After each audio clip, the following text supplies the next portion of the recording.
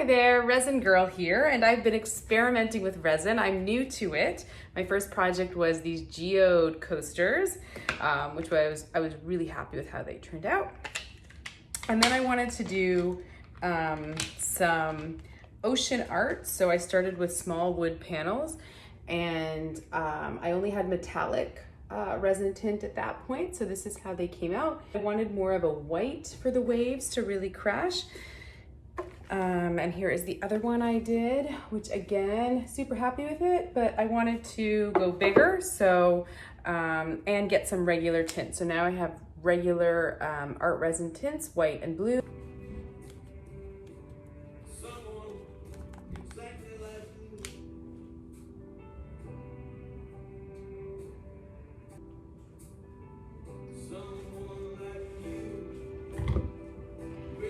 Always remember to do the same equal parts of hardener and resin.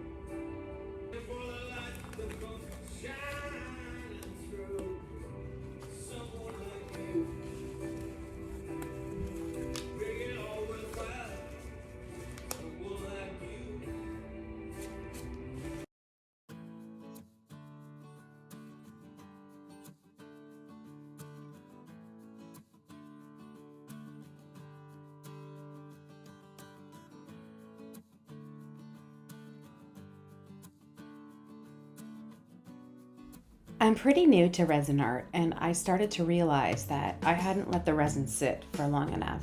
And as you can see, it's pretty runny. So once you mix your resin and your hardener, you should let it sit for, I don't know, a good 15 to 20 minutes before working with it. You can see here when I'm blow drying it, how soupy it is. It just was not easy to navigate. Again, you can see it's running into each other. When it sits for a little longer, it's much easier to work with.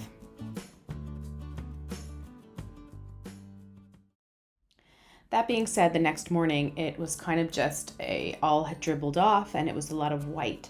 So I mixed some richer colors, a darker blue and a lighter blue, but much darker than I had the previous night. And I let them sit for at least 20 to 30 minutes before working with them. You can see how they are not moving around. They are sticking much easier and it is way less soupy.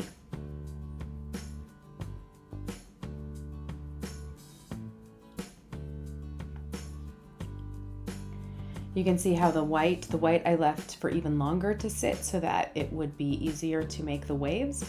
And it was pretty tacky by the time I got working with it. And you can see how it is not dribbling everywhere and bleeding into the other colors, and it's staying pretty much where I put it.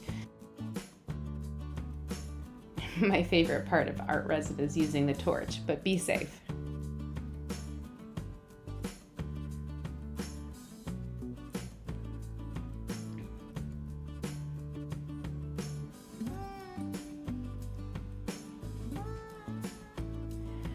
I did run into some problems with this piece because I didn't realize that you have to raise it up onto stands, and so this piece stuck to the vinyl below it, and I had to peel it off and cut the unset resin around the circle. I also ran into some problems with it not being level and the resin not staying on one side. So that's why you should use the resin stands, which I didn't realize when I first started. I ran into one problem where someone touched a little bit of the sand portion of the piece before it had fully cured, and it created a little indent. And so I tried to use the torch to fix it, and it was already too hard to fix it with the torch. So I decided to re-pour some resin in those areas. And I just finished it off. I just poured one final clear coat over top to just make it beautiful and perfectly smooth. So you can see here, it has a rough edge because it didn't fully drip off. It was pasted to the vinyl, and I had to peel it off and then cut it. But I actually quite like the look of the rough edge.